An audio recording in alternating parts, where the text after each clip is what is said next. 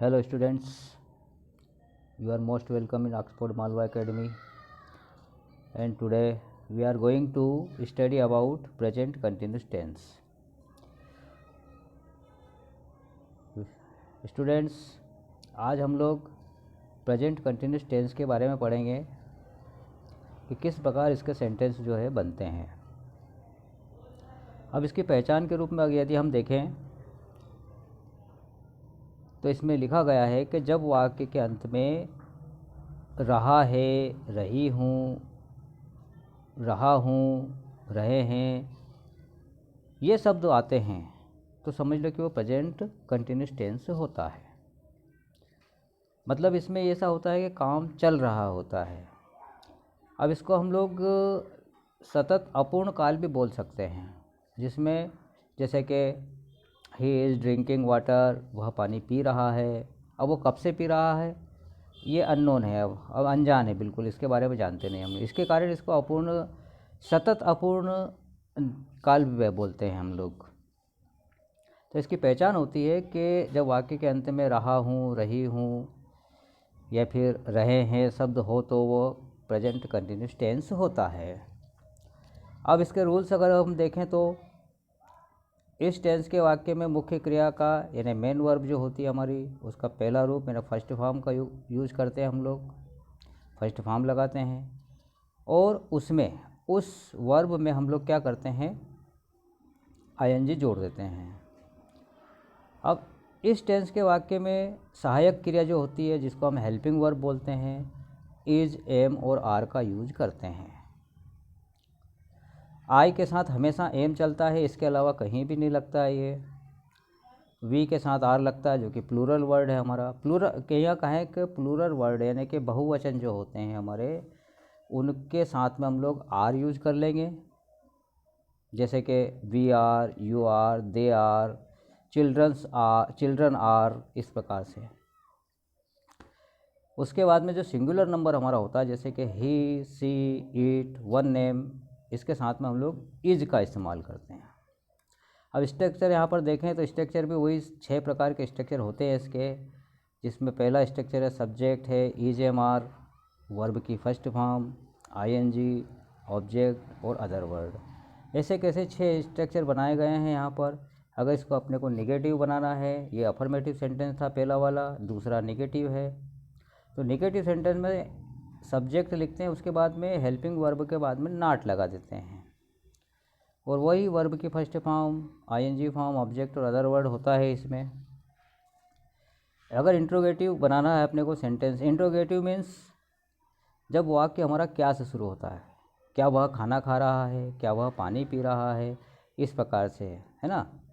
तो जैसे क्या मैं बाज़ार जा रहा हूँ, तो am I going to market, इस प्रकार से हम लोग बनाते हैं।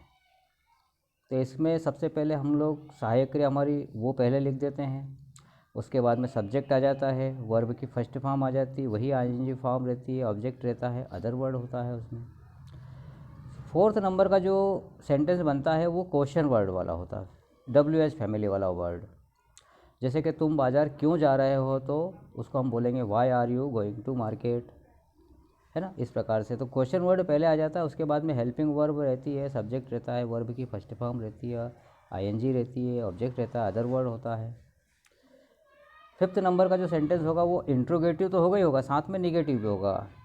क्या मैं खाना नहीं खा रहा हूँ, इस प्रकार से। क्या मैं पढ़ाई नहीं कर रहा हूँ, इस प्रकार से।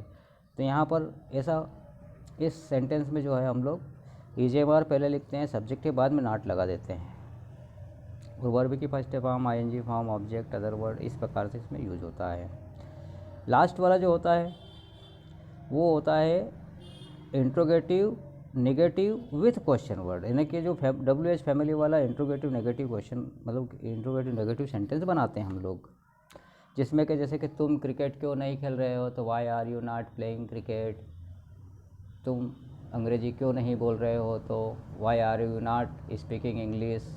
इस प्रकार के जो सेंटेंस है, इस प्रकार से हम लोग बना देते हैं इसमें। अब इसके एग्जांपल्स को देखा जाए तो कुछ एग्जांपल्स दिए गए हैं यहाँ पर। जैसे राम एक पेड़ काट रहा है, तो यहाँ पर राम इज कटिंग ट्री, है ना। ए ट्री आता वैसे। वे स्टेज पर गीत नहीं गा रहे हैं, तो नेगेटिव में they are not singing a song on the stage, या सिंपल वर्ड में देखा जाए तो is his father going to the field, क्या उसके पिताजी खेत पर जा रहे हैं। इस प्रकार से शिक्षक अंग्रेजी कैसे पढ़ा रहा है, तो how is teacher teaching English. इसके बाद में क्या तुम शराब नहीं पी रहे हो, तो are you not drinking wine. Last में सीता खाना क्यों नहीं पका रही है, तो why is Sita not cooking food. तो ये ऐसे कुछ एग्जाम्पल्स थे इसके, जो कि इनसे कंटिन्यूस टेंस बनता है। नेक्स्ट देखें तो अब आता है past continuous tense. Past continuous tense भी वैसा का वैसे ही, सिर्फ यहाँ पर हेल्पिंग वर्ब बदलेगी अपनी। पास्ट कंटिन्यूस टेंस मतलब जो भूतकाल है, जिसको हम सतत अपूर्ण भूतकाल बोलते हैं, ये इसके अंतर्गत होता है, जिसमें कार्य हो रहा था, है ना। इसकी पहचान यदि देखी जाए तो इस टेंस के वाक्य के अंत में रहा था, रही थी, रहे थे आदि शब्द आते हैं। अब रूल्स की अगर बात करें तो इसमें वही वर्ब की मेन वर्ब जो होती है उसकी फर्स्ट फॉर्म का यूज़ करते हैं, पहले फॉर्म का यूज़ करते हैं और उसमें आईएनजी जोड़ देते हैं। हेल्पिंग वर्ब की बात करें हम लोग, इस टेंस के वाक्य में सहायक क्रिया जो होती है वह वाज वर यूज़ करते हैं हम लोग।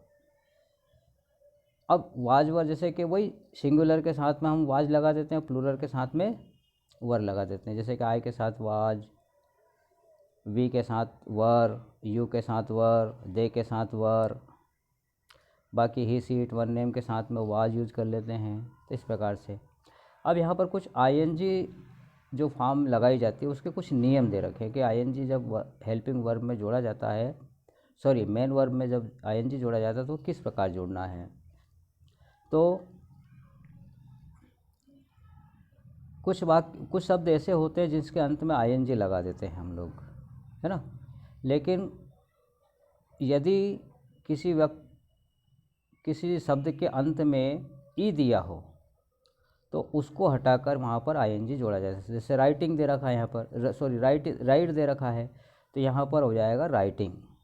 तो इसमें से ई हटाया हमने और वहाँ पर आईएनजी लगाया, इस प्रकार से। जैसे कि और कुछ दे रखा है, कुछ शब्द ऐसा दे रखा है जिसमें आखिरी में ई लगा हो, तो हम लोग जैसे कम COME कम दे रखा है, तो उसमें से हम आईएनजी लगाएंगे तो ई रिमूव कर देंगे, वहाँ से हटा देंगे और वहाँ पर आईएनजी लगा देंगे। दूसरा इसका नियम दे रखा है कि यदि किसी शब्द के अंत में कंसोनेंट हो और उसके पूर्व एक स्वर हो, वावेल हो जिसको हम बोलते हैं, तो उसके साथ में एक और व्यंजन लगाकर उसको आईएनजी लगाते हैं। जैसे अब यहाँ पर दिखा हुआ रन, RUN, तो लास्ट में क्या दे रखा है, इसमें एन दे रखा है, ये है कंसोनेंट हमारा, लेकिन इसके पहले क्या दे रखा है, यू दे रखा है। तो यहाँ पर क्या होगा, हम लोग एक व्यंजन और लगाएंगे इसके साथ में एन, और उसको क्या करेंगे, आईएनजी से जोड़ देंगे, तो ये हो जाएगा रनिंग। अब जैसे दूसरा लिखा स्विम, अब उसने लास्ट में दे रखा एम मतलब व्यंजन और उसके पहले क्या दे रखा स्वर, तो उसको कर देंगे हम स्विमिंग।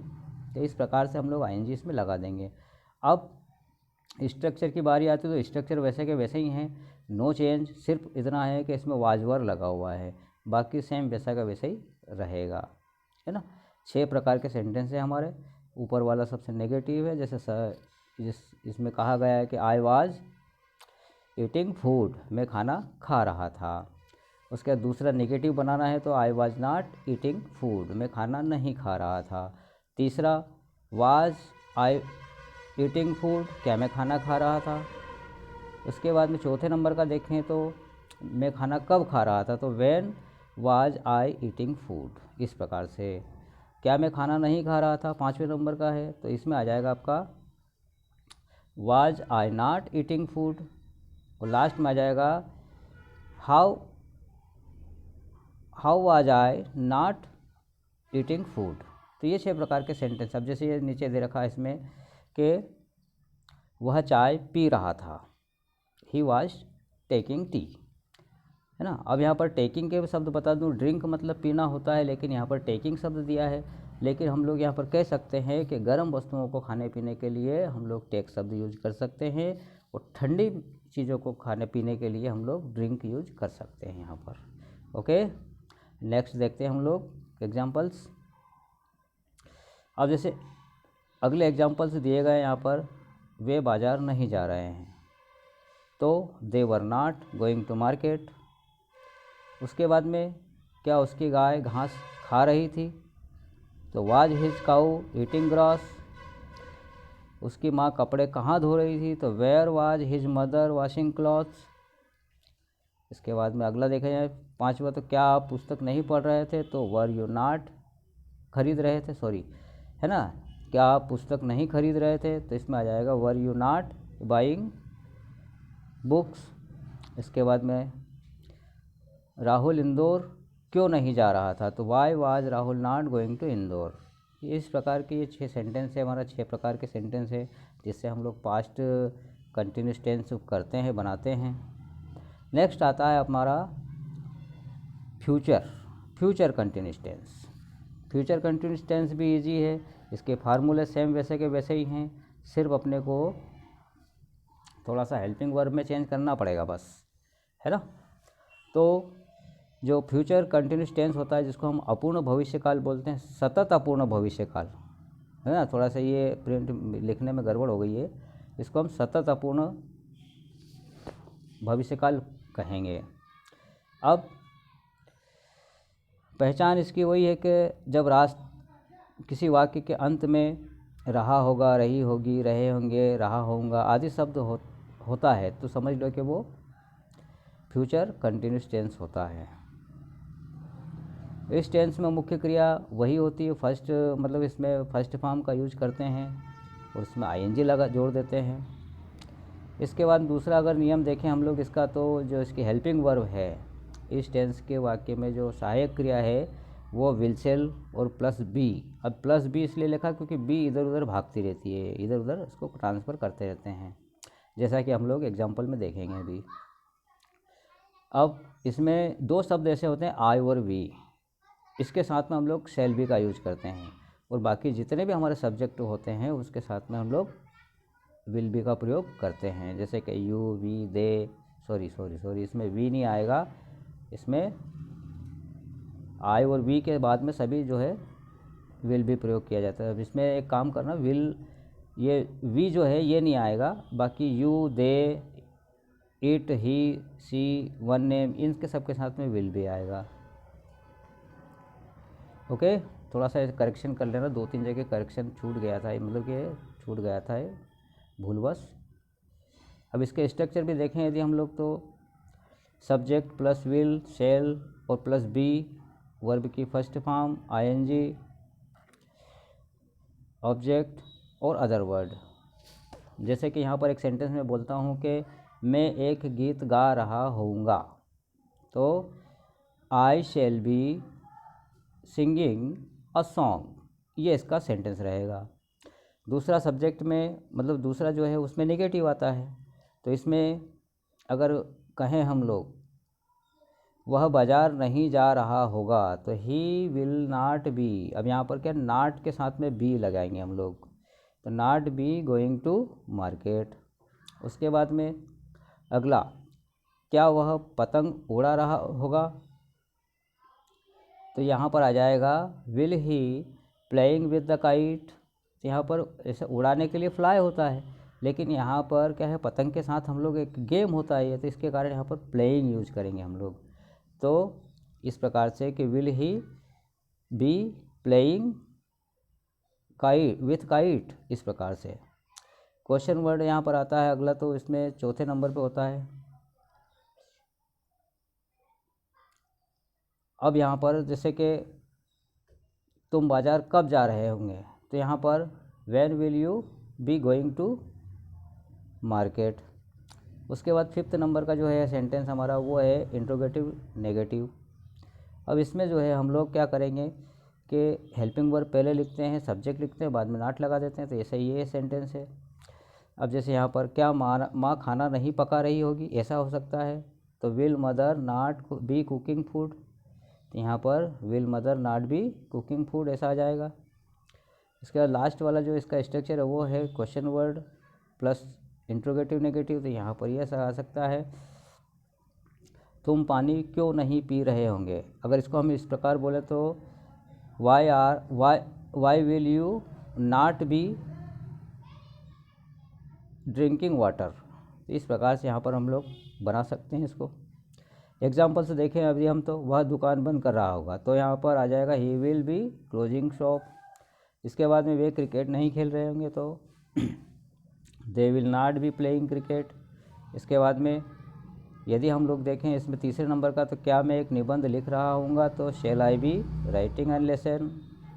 इसके बाद अगला जब देखें हम लोग, तो वे उसकी गाय क्यों बेच रहे होंगे, तो why will they be selling his cow.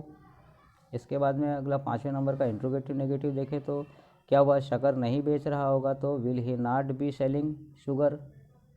इसके बाद में यदि हम देखें तो वह एक पतंग कैसे नहीं बना रहा होगा, तो how will he not be making a kite. तो इस प्रकार से हम लोग यहाँ पर ये सेंटेंस को हम कंटिन्यूस बना सकते हैं। तो ये हमारे आपके तीनों present continuous tense, past continuous tense और फ्यूचर कंटिन्यूस टेंस की आज स्टडी हुई। आप लोग इसको देखना, समझना। Okay, thank you very much.